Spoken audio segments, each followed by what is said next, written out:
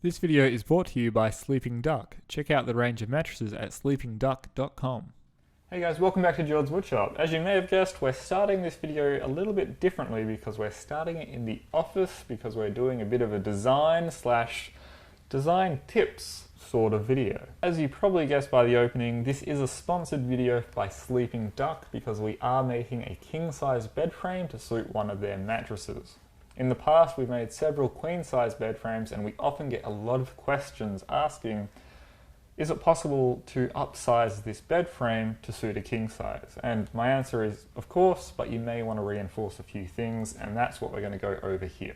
Okay, now this is the basic design of what I've come up with, and it is in no way complete. We've still got a lot of work to do before I can make this a set of plans. Now, you can see it's a fairly simple design, but opposed to my other beds I've built in the past on this channel, we've gone for a higher design. We're looking at about 700mm high, so it's good for maybe slightly older folk or people that like to just be able to stand out of bed straight away. And we've also incorporated a nice high backrest, so if you like to sit in bed and do some work, it's a little bit more convenient for that. So I'm going to run you through kind of how I get to this point here, and then take you through a few ideas to keep in mind if you want to design your own bed frame or you're wanting to adapt other bed frames to be a larger size. Now the first thing we're going to touch base on is my design process and kind of how I refine it until we come up with the final product. I always will start my designs with a physical pen and paper and just sketch a few things out like this.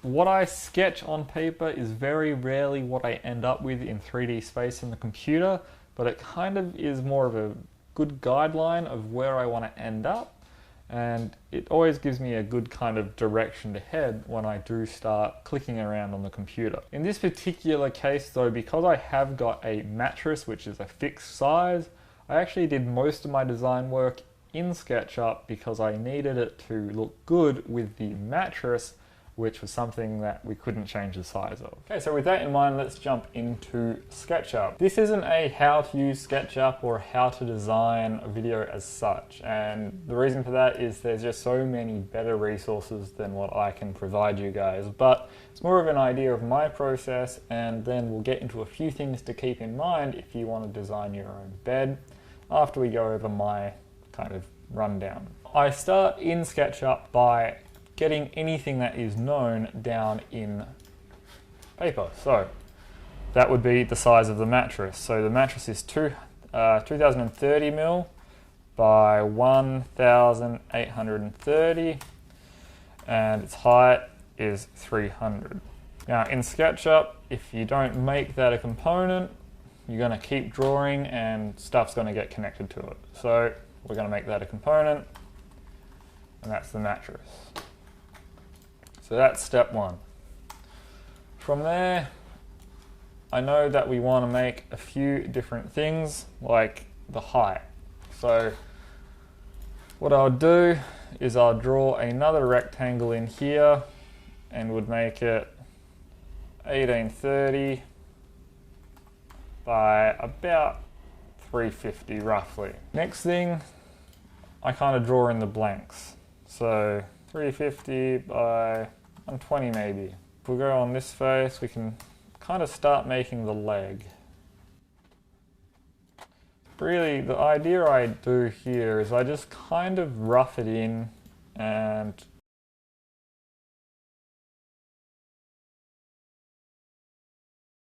now I can start working on this leg as a bit of a template.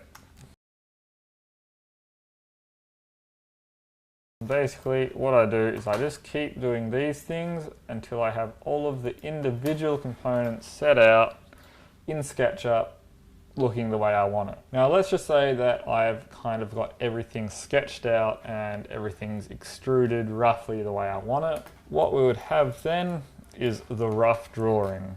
So here you can see I've got a 3D model which is roughed in, but it's in no way complete. So down here, you can see I've got the proportions looking a little bit better. So I've got the rail is probably thick enough here, but you can see right here, arch is just not a smooth transition. Over here, this leg doesn't even look like it's a leg. these are actually just one piece. We've got these random lines in here. The backboard is ugly, there's no kind of transition in there.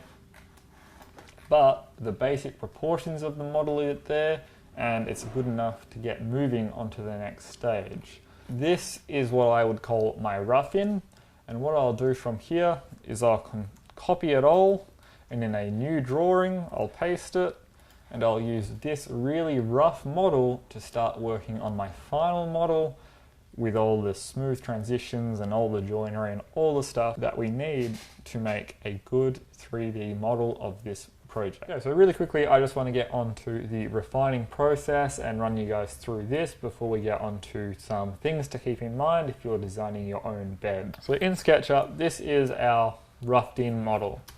I'm going to select it all and make the entire thing a group. So anything I draw on it won't be connected. And basically, everything that's a component, we're going to copy with a new drawing on top. So on this leg assembly, which is okay, but not quite there, we're going to draw most of it in. We'll select all connected, and we'll move that away. So that's going to be our main leg template. And as you can see, we totally did a number there, so we're going to fix that before we go any further.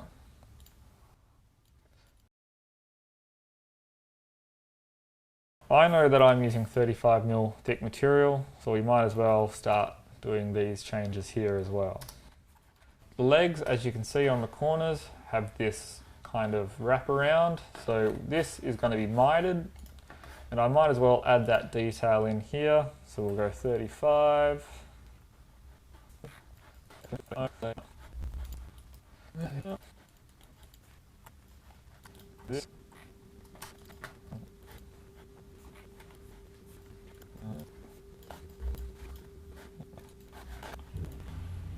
Here I'm just adding a nice big round over onto the legs, and that's a nice little design detail.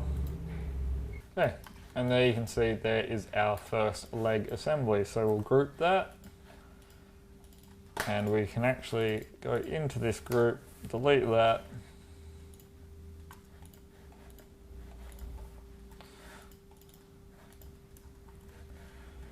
and move our new component into position. We still got a lot of work to do, but you can see how I go about my design. It's just a constant level of copying, pasting, and altering. So I've still got records of everything I've worked on, and if I go too far, it won't be too hard to recover what I've done. Alright, so now let's move on to a few things to keep in mind if you're going to be designing a bed frame of your own. Now, my design is in no way finished or ready to be put out there as plans, but it's a good spot to stop this video, as this isn't a how to design video after all. Now, there are several things to keep in mind, and probably the obvious but maybe not so obvious thing is the thickness of the mattress, but also the thickness of the bedding. So you may design this beautiful bed frame, but by the time the mattress goes on, that beautiful headboard may be hidden.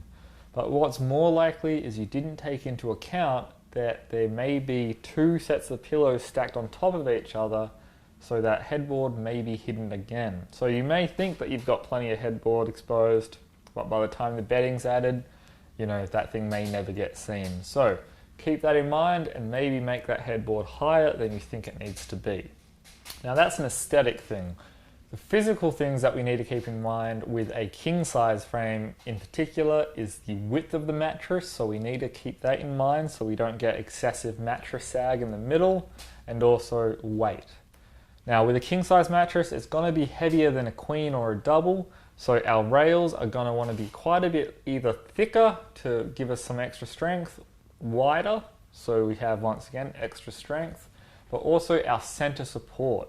So with a center support, you want that there for the slats so they don't sag, but you could consider doing a few things. You could consider putting 2 additional legs on the center support so that you have some additional support going along the length of the bed, and that's what I'll be doing with this bed frame. Another option is instead of having 1 center support, you could include 2 center supports. That way you only really need to have one leg per support and you maintain the maximum amount of underbed storage. Now if you look at all the commercial bed frames that are out there, a lot of them will use steel on the frames and then have timber kind of screwed onto it to give it the pretty look. Now we don't do that, we're woodworkers, not steel manufacturers, so we want to make it nice and sturdy, and that does often mean over-engineering it. So on my particular bed here, I'm making it 120 mil or about, just a heavy 5 inches or something like that in the thickness of rails. They're going to be 35 mil thick with a lamination for the solid plywood base. Now, this is a memory foam style mattress that requires either a solid base, so plywood, or slats at no greater than, I think it was 85 millimeters apart. So unlike a traditional mattress, it does require a little bit closer spacing of slats if that's the path you chose to go down. But for me, I think the plywood's the better option. Now, if you have an existing design, but you kind of want to alter it to fit a larger mattress, it's an easy thing to do as well. Just keep those things in mind. The mattresses are going to be heavier and wider, so maybe increase the size of rails so you have a little bit of extra support so they don't sag so much. Center rails for the slats, maybe either thicken them up, add an extra leg or two on those for some additional support, or just increase from 1 center support to 2. Anyway guys, that's going to do it for this video. I'm going to keep going on this set of plans because like all build videos, there is going to be a set of plans available if you would like to build a long. Now I know this video was a little bit different and a lot of talking, but rest assured the next video is going to be all woodworking and it's going to be a lot more, well, I guess hands-on. So once again, a big thanks to SleepingDuck for providing the mattress and sponsoring this series of build videos, and thanks to all you guys for watching. If you like this video, click that thumbs up button and leave a comment below, and if you haven't already, click that subscribe button.